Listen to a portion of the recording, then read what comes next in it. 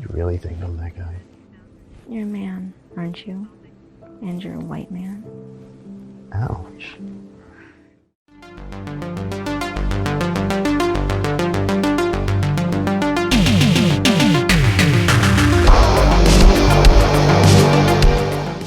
Richard Douglas Jensen.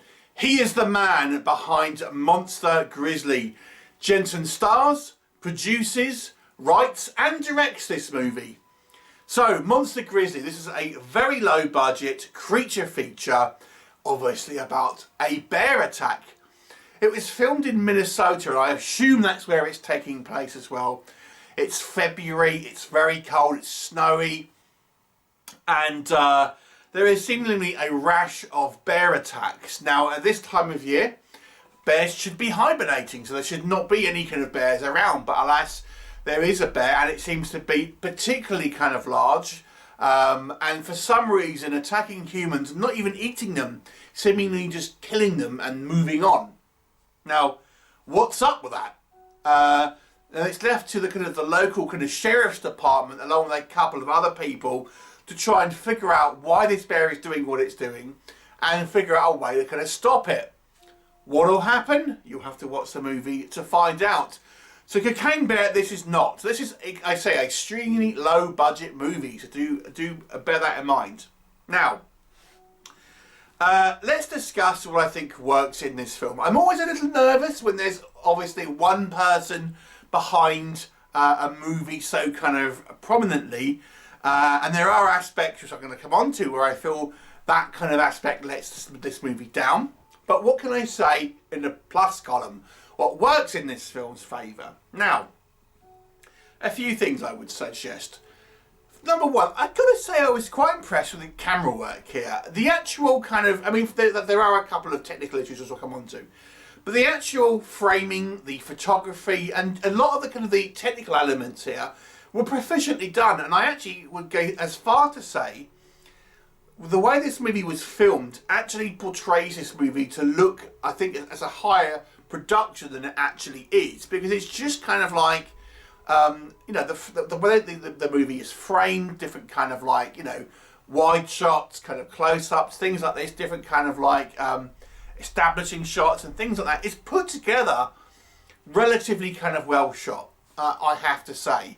There is one weird thing that I kind of noticed, which I'll come on to in maybe what doesn't work, which gives it maybe a stylistic choice, but I'm going to come on to that because I don't think it was the right choice personally. But I think it's relatively kind of well put together in some aspects. I mean, the audio, I would say as well, is pretty good. The kind of the sound design, the Foley mixing, things like that, not a bad standard.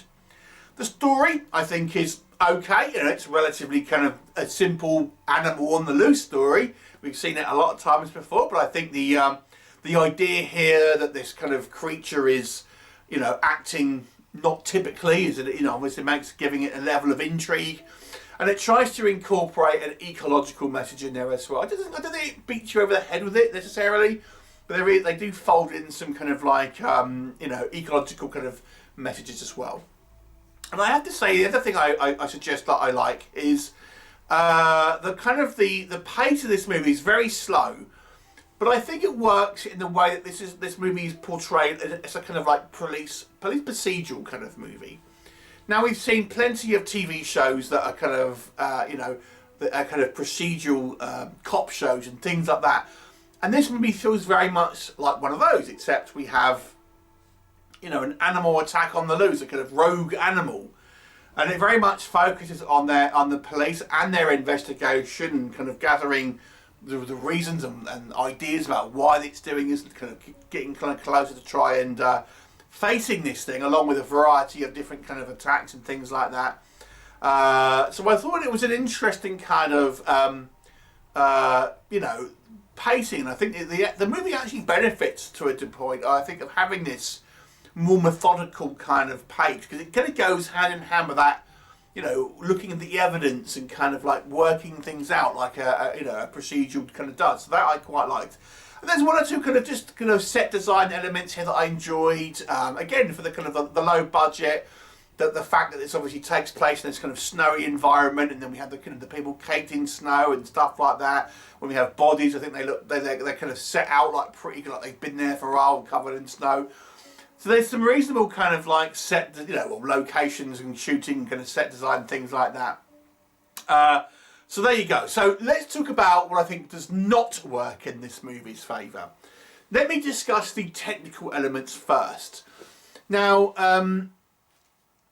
going back to what I said, that there's this odd stylistic choice where if you're familiar with kind of filters on photos, and you have that kind of filter that kind of blurs out the background, a lot of the kind of the interior shots where we have sequences in a cafe or something like that, they have that kind of blurred background. I wasn't quite sure if it was green screen or it's just some type of filter, but it looks unnatural. It looks like there's some sort of weird filter on it.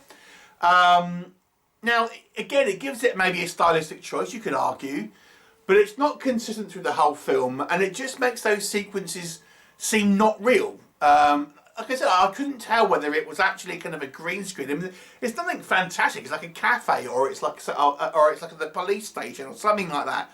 But it has this weird sort of fakeness feel to it. So I don't know if I kind of like that, if I'm honest. And I think it has drawbacks, even though you could argue maybe it gives it some stylistic choice.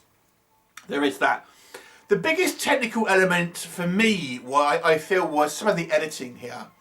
I think the editing was, particularly in the latter half of this movie, was quite bad. We have, and then there's, for a variety of reasons. Okay, so just going through it quickly. There's a lot of kind of just smaller pointless scenes. We have someone stopping their car, getting out, having a look around, and then going back in and nothing happens. It's like, why is that in there, So some odd choices of things that I feel could have been edited out. I feel probably just in there for kind of making it the runtime, etc. But there's also some very abrasive editing, some quick edits. But the most egregious one, for me at least, where it keeps having these fade outs, like it's going to go to a commercial break. So it has this fade out, and then the next sequence is always an establishing shot. It's man, that's it does it over and over again. It's just yeah, we don't need 50 establishing shots in this film. And I get it, it's a snowy kind of wintry neighbourhood. I get it. And it's just overused. It's overused. You can do it a few times, but yeah, you have these fade outs and then an establishing shot. And then the other thing to do with the technical issues, which I didn't like, when we have the bear attacks, I suspect this is done for budgetary reasons. And I actually thought I thought the movie had gone wrong, because it just freezes, and then kind of it kind of goes like a freeze frame into so the movie stops. You've got a static image, and then it will kind of go on to another image that happens 2 seconds later, or it has this kind of horrible kind of slowdown. And it's what is going on? And I'm assuming it's because the bear is not good, which we'll talk about in a second. So you have these kind of things where it's, oh my god, it's like this weird kind of slowdown effect that makes the film's just not working or something.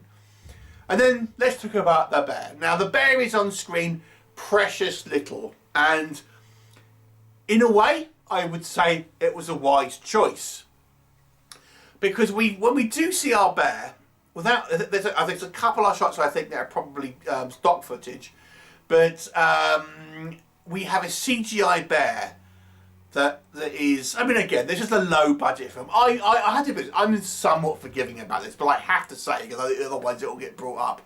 But the the bear kind of looks like a cartoon, I've got to say, in some of the shots, particularly when it's kind of on its kind of like a profile shot, like you have that on its, from the side and things. It looks really weird. There's a couple of shots where you see it more face on. I think it looks a bit better. Yeah, but the bear isn't brilliant, and we don't see a lot of it. The bear probably has less than a minute's screen time on the actual movie itself. It's probably on screen for less than 60 seconds. So that's the technical elements. Okay, what else can I say? The other big thing I would suggest for this movie, and this is, you know, I don't like saying things like this, but I've got to be honest with you, I think the acting is poor for most of the cast. Most of the cast. There's a couple of ones where I think do a bit of a better job, but for the most part, the acting is poor. So let me just go into a bit more context about what I mean. I feel the performances were emotionless a lot of the time. So you're delivering these kind of like sequences and you're not feeling any type of emotion coming from the actors.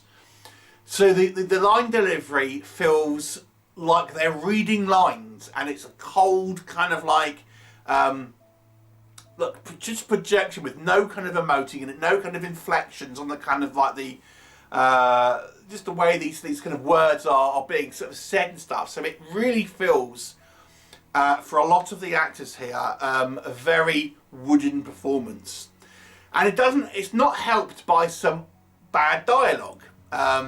There's a lot of exposition-y sort of style dialogue where the movie wants to tell us information. So people are having these kind of, you know, conversations where we as the audience need to know certain things. So, you know, you have a character kind of saying stuff which doesn't really sound like you would sort of say it naturally.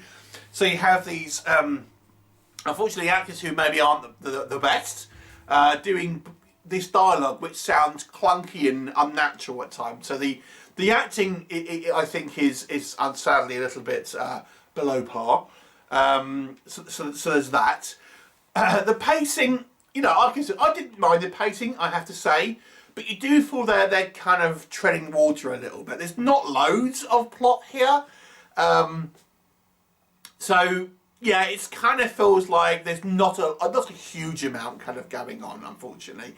And partially I think it's just because we see the bears so little, the movie's really carried by our human characters and such. And they're relatively kind of underdeveloped to a certain degree, but there's a couple of things here where I was thinking, what are we watching?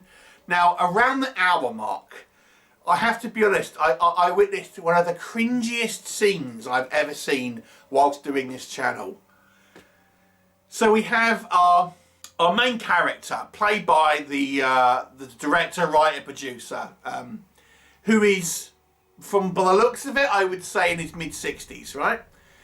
And we have this sort of scientist who turns up, this young, female, attractive scientist, and she's going to this guy, oh, you're like this alpha male, and you know, other men are just so, you know, they're so effeminate these days, but you're like such a kind of like slab of beef and things like this. I'm thinking, oh my god, and it just, this is like a massive vanity scene for the writer, director, star, producer, and he's made this scene where, you know, he's being seduced by this much younger, like attractive kind of like scientist woman. And it was so cringy. I mean, it didn't need to be in there. It did not need to be there. It doesn't kind of affect the way this story turns out at all. It was just pure vanity, I have to be honest with you. At least how it comes across to me. So there's it's a very, very kind of cringy scene. Yeah, it's unnecessary, and then it does dip its toe into some kind of like social politics, which I didn't know if it was really. Again, it didn't really. I feel it wasn't necessary. I mean, there's that whole thing with like, oh, there's all the men these days are kind of like really wussies basically, and then we got another woman who is like, oh, for a white guy, you do this, that, and the other, and I'm like, do we really need this? I mean, it's not about politics, I get it, but like, why put it in there? It's just like, oh, I don't know, but it doesn't make much of the story. Oh, don't let me oversell this to you. But again, these day and age, it's probably best just to avoid this kind of stuff, unless actually about that. You know, it's just not necessary, and I feel probably, you know, probably going to divide your audience there. So, in conclusion, this movie, unfortunately, I mean, like I've said, I think its heart is in the right place, and I kind of appreciate the attempt here to have like not like a schlocky B movie. It's meant to be like more like a serious kind of drama horror, really, and taking the kind of the subject matter seriously, and then at least the kind of like we have some interesting kind of like scientific discussions about bears and bear behaviour and stuff, which I appreciated. But the movie is fraught with problems of different types. Technical problems, acting problems, kind of like odd choices that this movie makes.